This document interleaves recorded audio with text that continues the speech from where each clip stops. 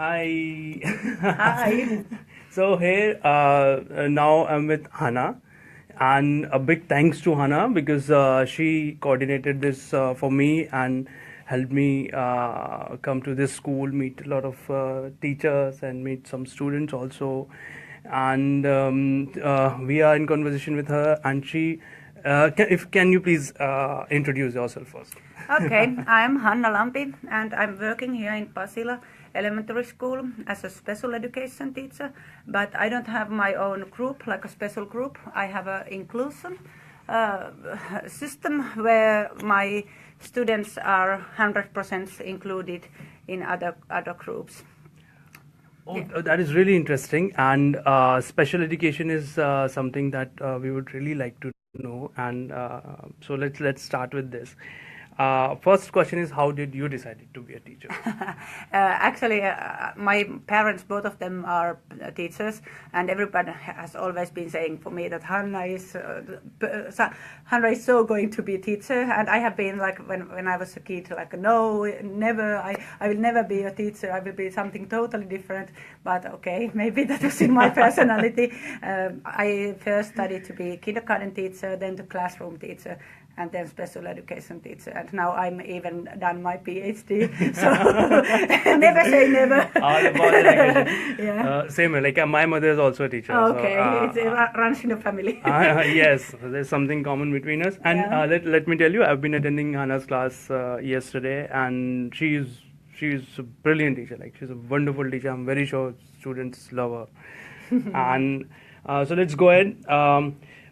I just want to know this technically, that how are students with special needs identified here?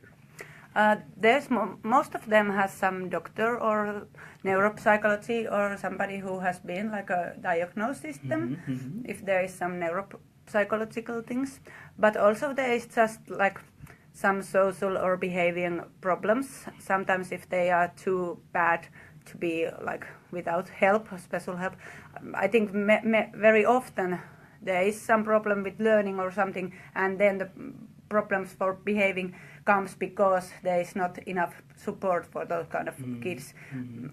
That's what I believe. And can you please comment a little on inclusion, how this inclusion is done? Inclusion in the sense, like, just to clarify it, students with special needs are included with students without special needs, and they're all taken care in a single classroom. Yeah. So this is what the idea of inclusion is, just to disclose for the general use. In inclusion, the idea is that there is no like a limit between special kids or normal kids. Like parents or kids, they don't know who needs help and what kind of help the students needs.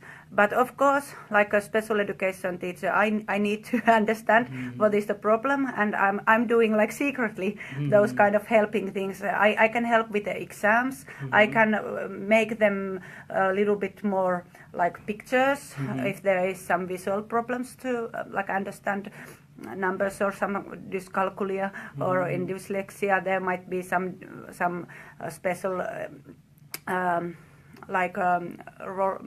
how to say, we can use lots of visual material and that kind of things, and I think all those helps everybody. And in our school, it's a very multicultural school, so it's really many students who doesn't speak Finnish as a mother language. So all those things are very useful and helpful for everybody. And when we say inclusion, at what limit does it go? So my question is that if the students having cerebral palsy or severe cerebral palsy, is it like at what is the extent we take inclusion to? You mean like what is the limit? Like how like difficult? How difficult? Yeah. My opinion is like that our whole world should be inclusive that way that there is no limits between like handicaps or any problems. Actually, tonight I'm going to teach improvisation to group where is mentally ill person, adults, mentally ill adults. There is blind adults. There is adults who has some disabilities other way, like. It's really interesting group, and even though there is one who doesn't speak Finnish, she speaks only Swedish, and I'm most worried about him. Yeah, no, but anyway, I think our society should be like open for everybody, and we should learn so much to like cooperate with each other without those limits. It is a wonderful thought. It is like the thought. I think it is the thought of this video. And we should put it on quote. And so another thing that I want to know is what is the social perspective towards children with special needs in India? It is like if we have this experience. If you identify students with slow learning and also generally there's because there's less awareness than parents also about the idea of special needs, so sometimes it is considered to be a disease and taboo as something. So how is it being dealt here? I think new generation, I think they are more open than us. Like if I think my own like school years, I think there was more like there was special kids and there was different groups and everything. But I think it's wonderful that nowadays, like yesterday, one of my students in that lesson where you were also, he was saying that I have a dyslexia, and then we were talking with everybody. What does that mean? That it doesn't have any problem with understanding, and in dyslexia there is also like very good sides. Actually, it's studied that architects very often have dyslexia, that it helps you probably to understand then like some visual things and there's lots of like good signs in everything. Like Asperger are very good in some other things, and ADHD has some very positive sides also. Like it's, and I think that's what we should do, that we should talk about these things and tell that nobody is perfect. And actually yesterday was also another thing what I heard, it's not from this school, but one 10-year-old boy had said yesterday that we should not be bullied about students who are different. We should concrete them. And I think that was just like, that's my motto. Obviously, it is kind of an enlightenment, and I completely agree. Like even like people who believe themselves to be able, this belief itself is a disability, I think. Yeah, exactly. It's more about attitude. It is more about attitude. That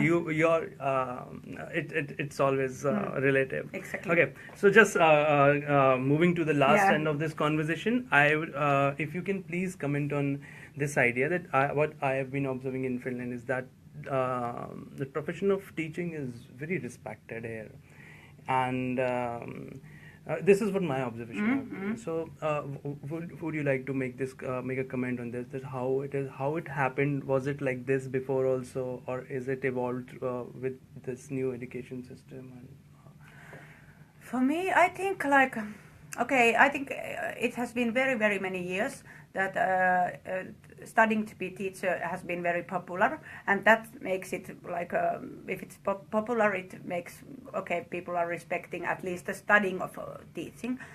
But I think because we don't have very big hierarchy here in Finland, there is also that side that teachers are not so they are not respected like if you think about if somebody is totally like in India we respect doctors like gods. They like in Finland even like headmasters, they are called by their first names or even nicknames, or like there's not that kind of hierarchy, but and also I think students and even parents are nowadays more and more taking comments about the teaching, feedback, and parents can be really criticizing also about school if they heard if there is some other school where and then I think in school people think that they know so much about that, even though school has changed pretty much during these years.